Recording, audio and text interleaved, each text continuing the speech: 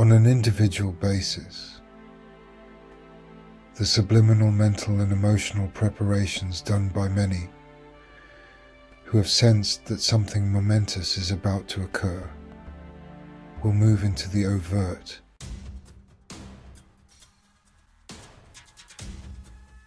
Individuals who have been watching the news, seeing the erratic weather and the increasing inability of scientists to explain the changes and the impotence of governments to address the obvious implications for their citizens, will decide to take action.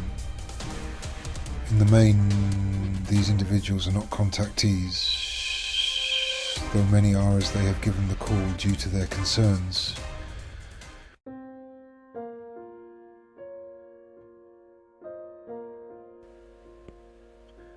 The steps that an individual takes will differ, depending upon the individual's spiritual orientation.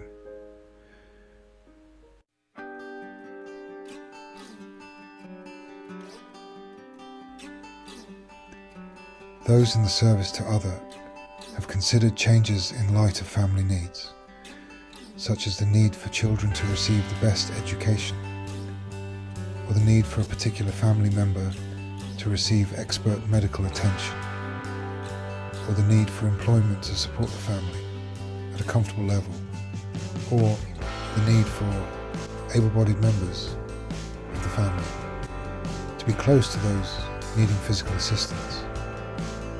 Often, these individuals have lined up an alternative site as a vacation home or second home, or made contacts during business trips so as to be able to move if the need arises.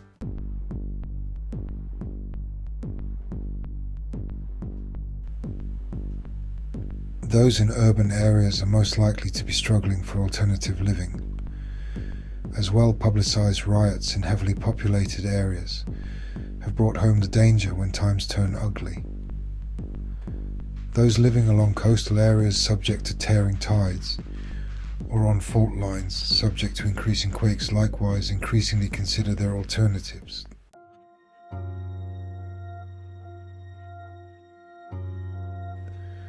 The service to other, guided individual or family will make their move not when the opportunity arises, but when the advantages to moving offset the advantages to staying. This varies and can be no more a trigger than the loss or threat of loss of a job, or the end of a school year, or the failure of a family garden.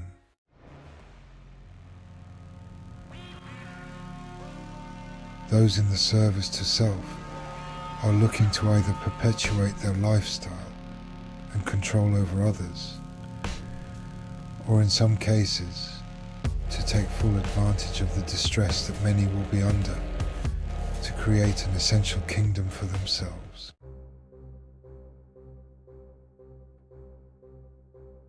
Those attached to a spouse, or co-worker, or friend who is a giving individual in the service to others will try to tighten the noose, whether by increasing demands or enticements.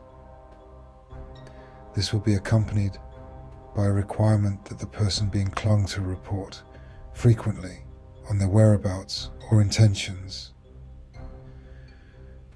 So the clinging service to self individual can ensure no escape.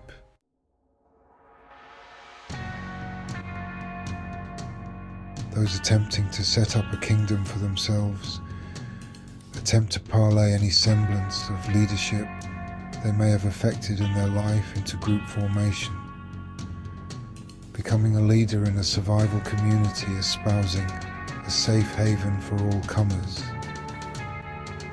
Here one need look no further than the individual's past history to discern their intent.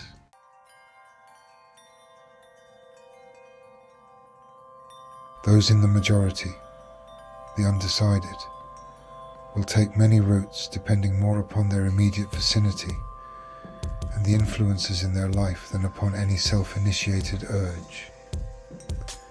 If if living in comfortable circumstances, young and with money and opportunities for amusement, they may just remain in their setting until surprised by the week of rotation stoppage going into the shift. They will be joined by those in the service to self who were unable to make safe arrangements for themselves, and will party hard into the end.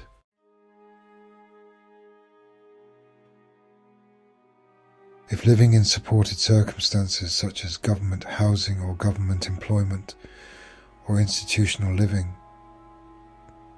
it is likely that whining demands will increase. The throng of undecideds who have migrated to supported living due to their passive personalities or lack of strong personal drive will encourage each other until any but a whine is drowned out. Those in the service to others serving in such circumstances will be exhausted and weary, and the lot will go down as time passes, due to the death of these individuals leaving the undecided to wander off looking for other caretakers. Thus, the steps toward preparation that the undecided make, in the main, are not preparation but merely reaction.